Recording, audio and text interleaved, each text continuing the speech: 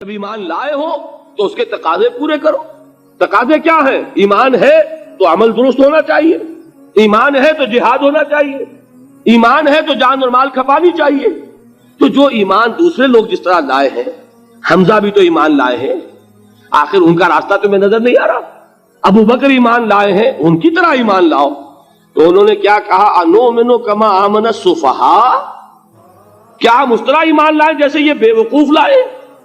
سفیہ کا لفظ تو سبھی جانتے ہیں، یہ سفہاء کسے کہہ رہے ہیں؟ آپ نے پڑھا تو بہت مرتبہ ہوگا ان آیات کو، کبھی سوچا کس کو کہہ رہے ہیں؟ وہ ابو بکر کو کہہ رہے ہیں، وہ حمزہ کو کہہ رہے ہیں، وہ عمر کو کہہ رہے ہیں۔ ان کی تو مت ماری گئی، غر ہؤلاء دینہم، انہیں تو کوئی ہوش ہی نہیں۔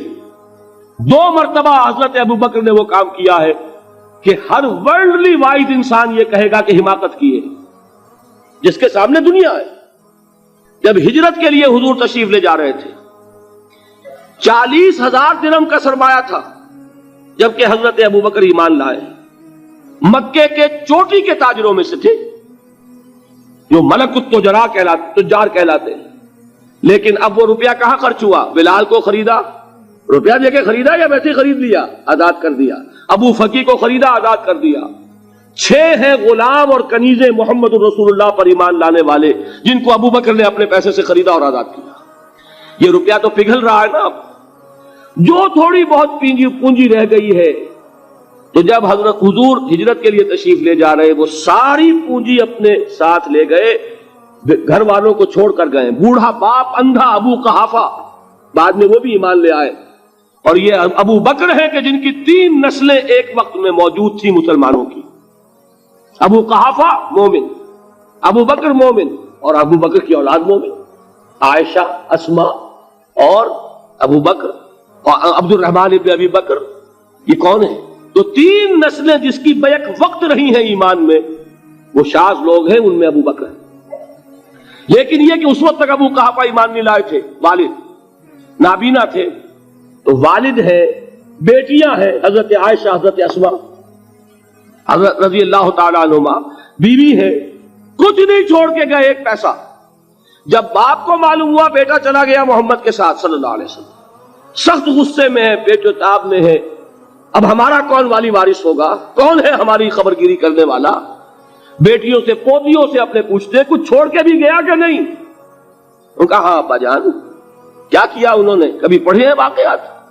کچھ کنکر روڑے لیے، ایک کپڑے میں پوٹلی بنائی اور اندھے دادا کا ہاتھ اوپر پھروایا، دیکھیے دادا جان یہ چھوڑ گئے ہیں، یہ مال ہے، یہ سونے اور چاندی کے سکے ہیں، ابا جان ہمیں ایسے نہیں چھوڑ کر گئے۔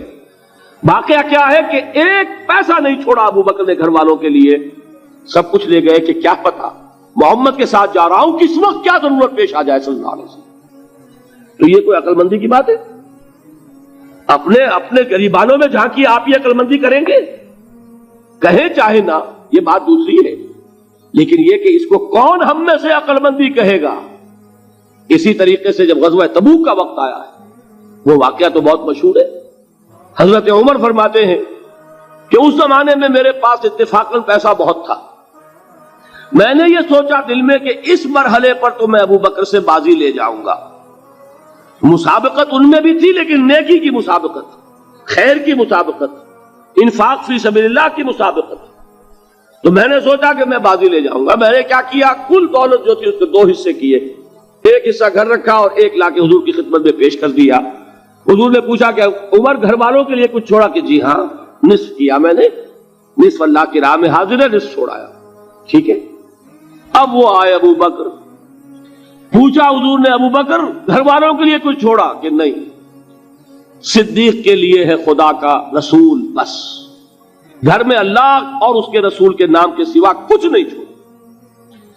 یہی ہے نا، پروانے کو چراغ ہے، بلبل کو پھول، بس، اور صدیق کے لیے ہے خدا کا رسول، بس، مجھے گھر والوں کے لیے کچھ نہیں چاہیے۔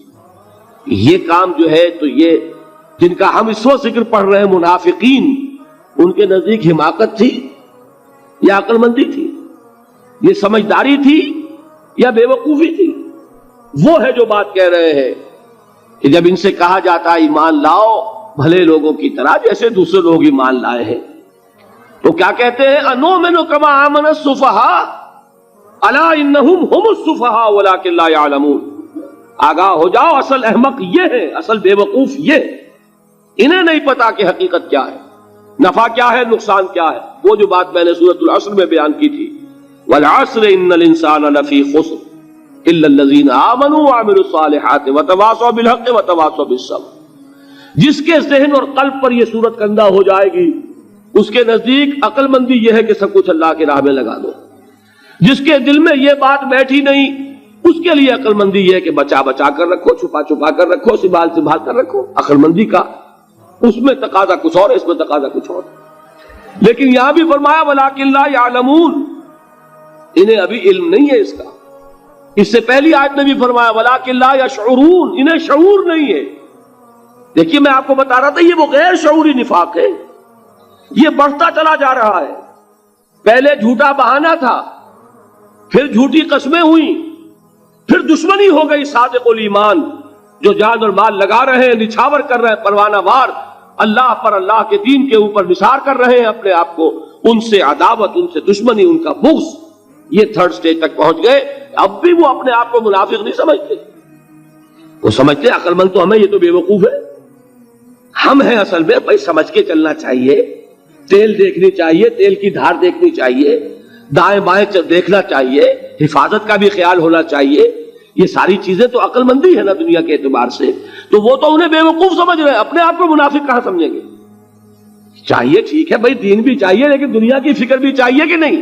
یہ آپ کہتے ہیں کہ نہیں کہتے؟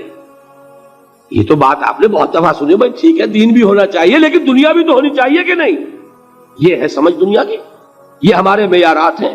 یہی وجہ ہے کہ دین ذلیل سے ذلیل تر ہو رہا ہے. دین وہ جو میں نے حال ہی کے اشعار سنائے تھے کہ پستی کا کوئی حد سے گزر نہ دیکھے، اسلام کا گر کر نہ ابھر نہ دیکھے، مانے نہ کبھی کہ مد ہے ہر جزر کے بعد دریا کا ہمارے جو اتر نہ دیکھے. یہ دریا چڑھا کب تھا؟ جب صحابہ کرام نے وہ فینیٹسزم جس کو آج ہم کہیں گے اس کا جب مظاہرہ کیا، اس کا ثبوت دیا، دامے درمے سخنے، جان مال تن دھن سب لگا دیا، تو اللہ کے دین میں بہار آ گئی، رونق آ گئی، دین کا غلبہ ہو گیا. اور جب ہم اپنے سمجھ کر رکھیں گے تو ظاہر بات ہے کہ اس کا تو پھر جو حشر ہوگا وہ وہی. دین میں کمزوری، ہماری دنیا جو ہے پھل رہی ہے، پھول رہی ہے، دین جو ہے وہ کمزور ہوتا چلا جا رہا ہے. یہ ہے تھرڈ سٹیج اس نفاق کی کہ جس کے بعد اب کوئی امکان واپسی کا نہیں ہے. یہ غیر شعوری نفاق جان لیجئے کہ یہ نہیں ہے کہ ماضی ہی ماضی میں تھا، اب اس کا کوئی امکان نہیں.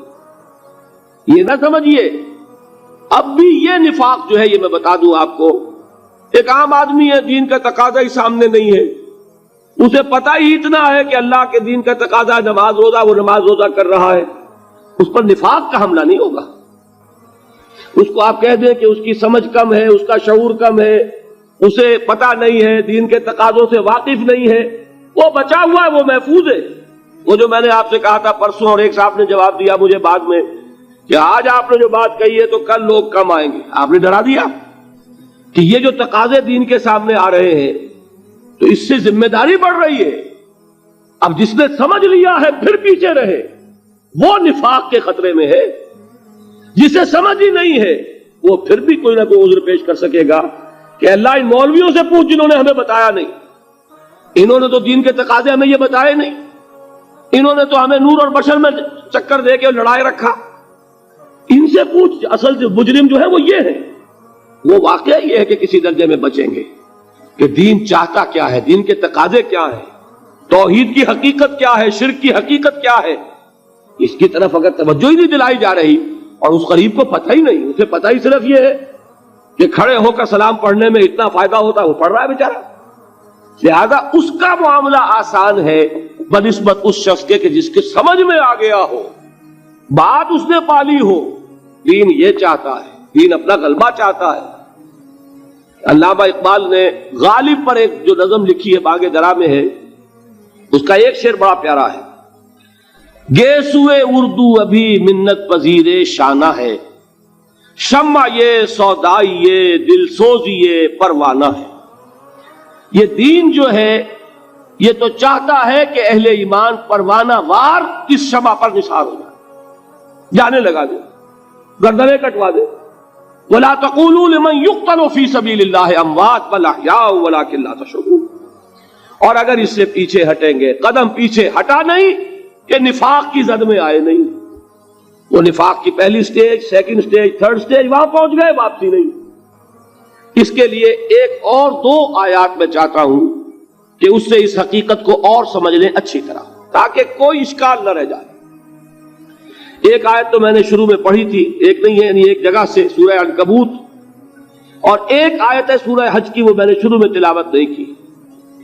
सूरह हज की आयत देखिए, इस कदर प्यारी आयत है। दूसरे रुकू के अंदर आपको आयत मिलेगी, सूरह हज 17वें पारे में है, निस्फ के बाद शुरू होती है, और उसके दूसरे रुकू में व मिनन नास से, और लोगों में से कुछ ऐसे भी हैं मन याबुदुल्लाह अला हरफिन, जो अल्लाह की बंदगी करना चाहते हैं किनारे पर खड़े होकर। एक है मंझधार में कूदने वाले कि हर जबादाबाद मां कश्ती दरा बंदाख्ते, जैसे कि तारिक ने किया था, उधर साहिल उंदुलुस पर कदम रखा, उधर कश्तियों में आग लगा दी। ये किसी के दिल में ख्याल ही ना आए कि वापसी भी है, कोई किसी के ज़हन में सवाल ही पैदा ना हो कि अब घर वापस जाना है। तारिक चुबर किनारे अंदुलुस सफीन सो गुफ्तंद कारे तो रहे अक्लो खिरत खतास्त। देखिए वही अक्ल और बेवकूफी वाली बात आ गई। लोगों ने क्या, ये तारिक क्या किया, अक्लमंदी की रूह से तो ये गलती की तुमने। अकल तो ये सिखाती है कि जरा संभल संभल कर चलो, जज्बा ये कहता है कि नहीं, वापसी का कोई सवाल नहीं। इसने इकबाल ने यही नक्शा खींचा है कि बेखतर कूद पड़ा आतिश नमरूद में इश्क, अक्ल है महवे तमाशाए लबे बाम अभी। अक्ल तो कूदने का मशवरा नहीं देती, जज्बा और इश्क और मोहब्बत जो है वो कहता कूदो। रब रब कर दे बुढ़े हो गए अते मुल्ला पंडित सारे, रब दा खोज खुरा ना लब्बा अते ना कीते बई